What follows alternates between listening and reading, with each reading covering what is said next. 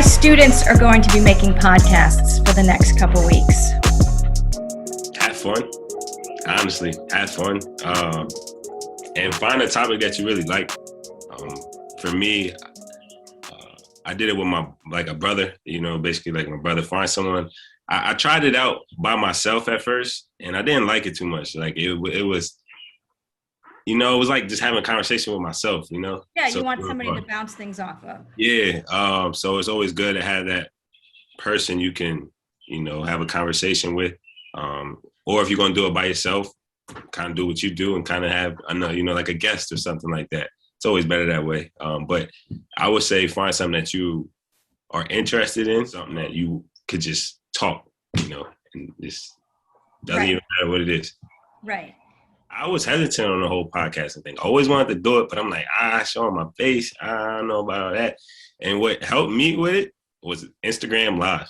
It helped me. Right. That got me kind of like, I had followers and everything. So it was like, all right, this is people. And then I'm going to transition to, recording for YouTube and putting my face on it. So it was just like, I'm going to eventually do it anyway. So like, just get used to it. I wasn't used to, having to watch what I say and, people, I didn't realize it until like one day somebody caught my live and I watched it. It was just like, oh man, like, yo, you got to watch, like, cause you can't, like you said, you can't take back, even though like I can have control on putting the live and posting it to my page.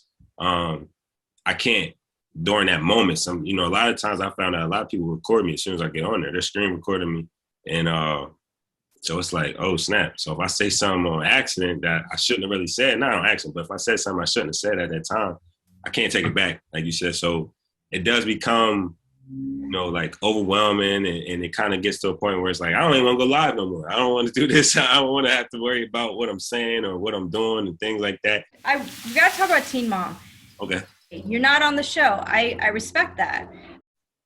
For that show, they like to focus on target on like your problems that you're facing or whatever problem. It's like I got to a point where it's like I don't really want to talk about certain things. That's not really, or I move past that. They want to talk about things that you might have moved past or bring up topics that are sensitive. You don't really want to talk about it. And of course, they lowball. Like I said, it wasn't like a lowball figure. Like this is a multi-million-dollar company. They have a lot of money. They throw their cast members a lot of money. And I'm saying here, like, y'all been talking about me for the last few years. Like, I'm not about to just take that little number.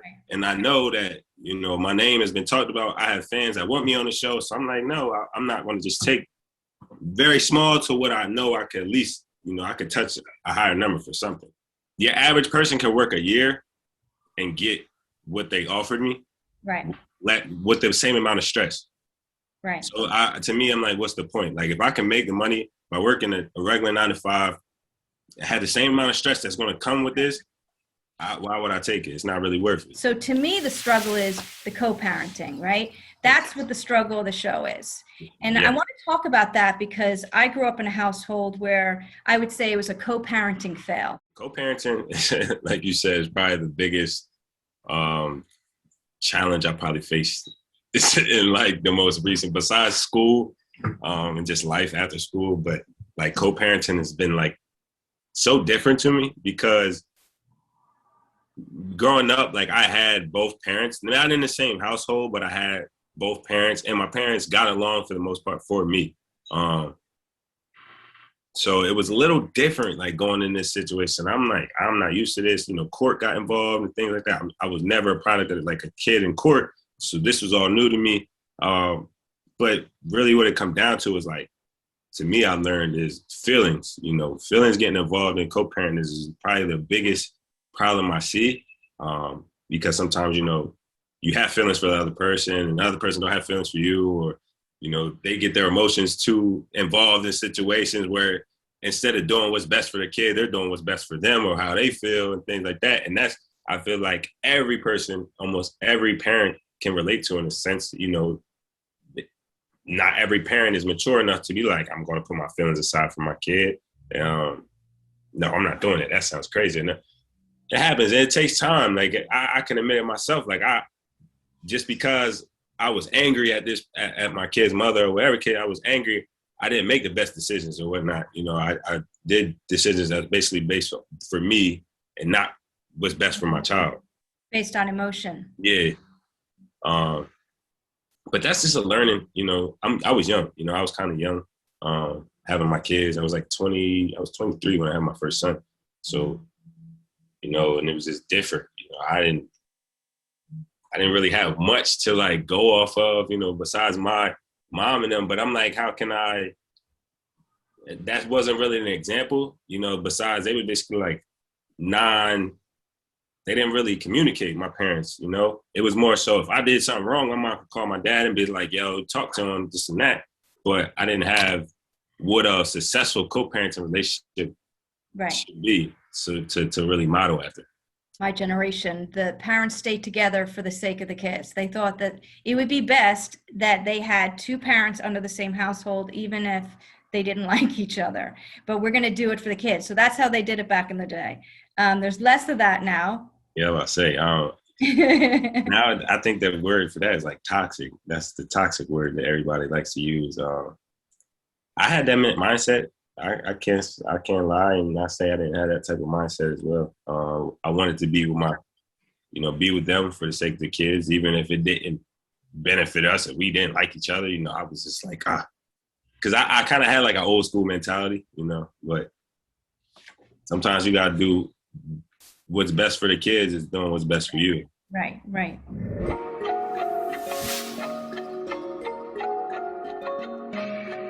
I originally went to boxing just for like a stress reliever, just to keep me active. That's originally what I went there for.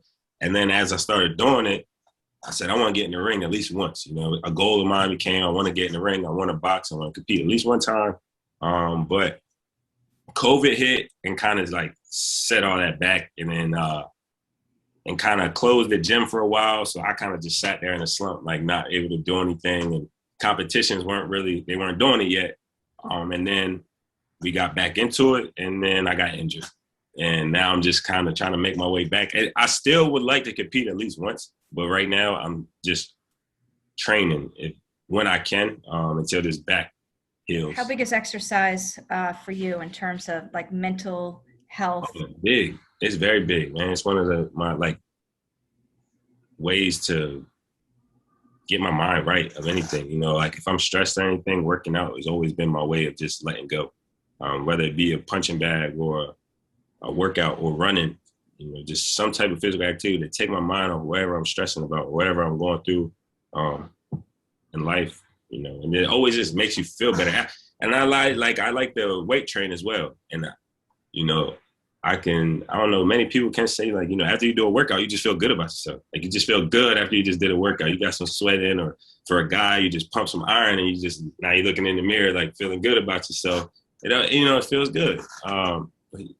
Exercise and just physical activity for me is like one of the biggest things. And I think that's one of the struggles I've been facing recently is because I can't with this old back injury that it's kind of set me down, and I'm not used to being really sat down.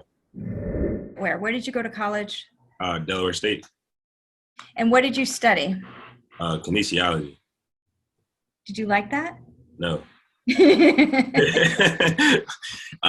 Well, to a certain extent I did.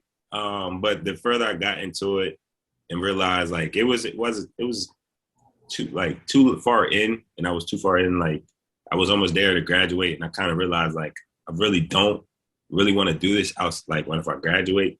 But it was the closest things to sports for me. Because I like sports. I wanted to stay in sports some way, shape, or form, if I didn't compete. But I didn't see myself being like a physical therapist afterwards. Like it just wasn't for me.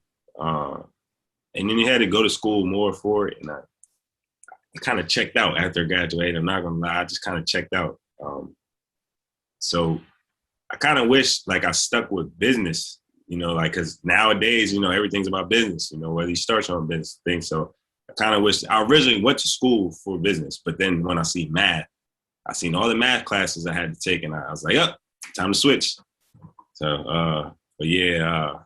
So here's the thing. You're my youngest guest so far. And many people talked about their careers And they talked about the years in which they figured it out, like I figured it out, first I did this, then I did this, but you're in the middle of the figure it out years. And that's okay, right? So I want them to hear about that. Since I'm in that stage of trying to figure it out, like my dream is like to not really have a boss. Like I always, even when I was younger, I kind of always knew like I don't really like working for other people. Like I hated waking up, having to work for another person, and being told what to do. But it was always certain things that I loved doing, so my focus is like, I kind of realized building with my hands, like wood stuff, I fell in love with it. And I always said I would love to have my own shop where I could just build and just be able to do whatever I want. I don't necessarily have like one thing I want to do. But if I had to choose to really do a career, it would probably be barbering. I love cutting hair. I love, I would love to go to school for it because I've been doing that since I was young. But I had a choice in high school. I went to like a Botech, and you had a choice, and you go through these little programs where they give you like a week of every shop, So I had carpentry, I had engine, I had Cosmo, I had legal things. And so my two were between Cosmo and carpentry. Well, at the time I was like, Cosmo, that's for girls. I don't know why I thought that. It's cosmetology. I wasn't. Oh yeah, cosmetology. Yes. Sorry.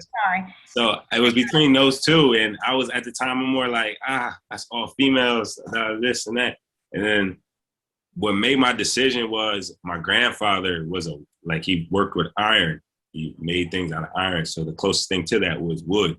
So I wanted to just use my hands, and I kind of just wanted to be like him. I wanted to be, somebody that builds things and stuff. And but I love to build. Like I love to do it. Like the shop I'm in right now, I built it myself. And it just took time though, because I went to college. I did 5 years. I didn't do the typical 4. I did 5 just to realize like I don't even want to use my degree. I want to do something that I could have been doing this whole time without my degree, and just focusing on the things like my skills instead of forcing myself to do something I didn't really want to do. Tell me about your shop. It's basically like a shed, like it's just a basic shed that I built for the family. And it just became my hangout spot. Like I just made it where I podcast, where I cut hair, and just hang out. But, I always just wanted somewhere, that I can just hang out. And this is where we have like I built a little deck on the outside of it. So we just chill, hang out there when we're done. And we'll be in here for hours and just talk.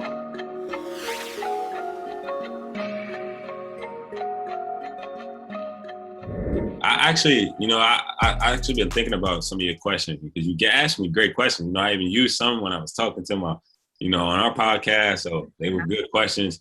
The legacy one though actually stumped me, but I still try to think about it. I know like for me, it's always, you hear it in like movies or things like that. Like it all started from that one person in the family, like that wealth or something started from that one individual in that family. Like I want that to be me. Like I want it to be like a statue, and it's like me. Like like my family's like, look, like Chris Lopez, he's the one who started it. This is where, like, that's how I always want my kids, like my biggest thing is I want my kids to be like, that's my dad. Like never hesitate to be like, no, that's not my dad. I want them to be like, yeah, that's my dad. I'm proud of it. That is my biggest thing, like my kids. A big part of this podcast was about giving kids, young people advice. And I don't know, do you take advice well, or do you have to figure it out on your own? A little of both. It just depends on the advice. Like when it comes to like co-parenting advice, I can't take co-parenting advice from like a person my age, or for instance, I take advice from my professor, my mentor, because and it's been through what I've been through. So, and like sometimes I might take advice from people and I might try to use it. If it doesn't work, I'm like, all right, now I just know not to take advice from you. Like, but his advice has worked. So I take it in. I don't take in everybody's advice, but if I see something or if I hear something that I'm like, oh, that might work. By putting my ego aside, like, oh, I don't know everything. That actually might work. I'll try it. But a lot of times I'm more like, I got this. I'm more like you. I got to figure this out on my own. Like, I got it. People tell me, I told you. I hate hearing that, but I'm like, yeah, he was right. But I had to find out for myself,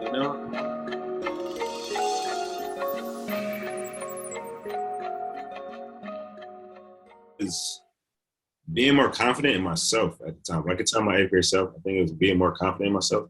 I feel like not just kids in that age sometimes lack the confidence. They're not really receiving it, whether it be from home or their friends. Sometimes your friends are meanest people, like they're more harder on you than anybody. But I think that's good advice. It's the confidence, because I lacked it. I'm not gonna lie, like I lack confidence. Even when, and it's probably kids out here that can relate to, they know they can do something, but they lack that confidence and it slips away.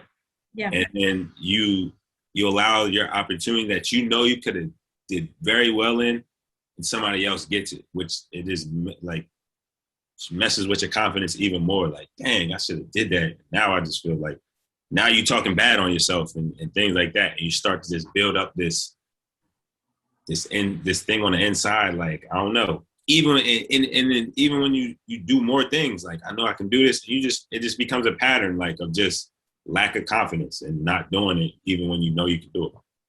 Right. The fear of failure, that negative talk becomes so constant. And so it's something that takes a lot of work to catch yourself. Mm-hmm. Are you in therapy? Yeah, I've been doing therapy for like the last year and a half. And it's helped me like figure out the whole confidence thing, with everything. Because it bothered me for a while. Because it is things, like I said, it's been things like sports, just doing things that I always wanted to do it. Like I think I get an example of, like, in sports, for example, I know I settled back because I didn't want to have the fear of messing up in front of people, or like you said, it was just that fear, or like a fear of rejection, or, being told no.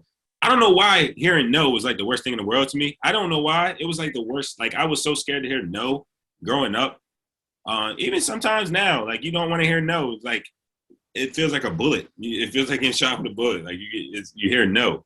And it's just like, but it's not the end of the world. Sometimes no's like push you even more, I learned that in sports, like if I didn't make the team, it's either going to push you to go harder or it's going to, sit you on your butt. But a lot of times, like, it just pushes you if you know how to use it. Like, some people don't, they use it and they just, that's it. Like, it's like hitting a wall for them and they don't know how to get past it, instead of just pushing and having that determination. Like, I'm going to figure out a way no matter what.